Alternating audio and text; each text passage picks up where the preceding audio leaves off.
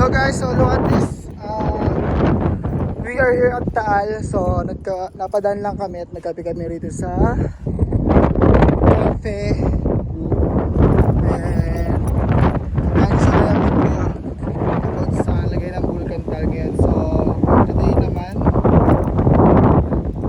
so today is November 19. Wala naman kahit ano senyales na ano sa Taal.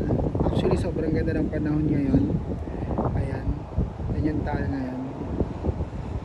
Wow, look at the view. Actually sobrang ganda niyan tignan.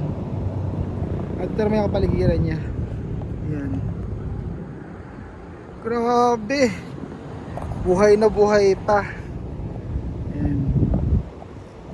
So that's for the update for today guys.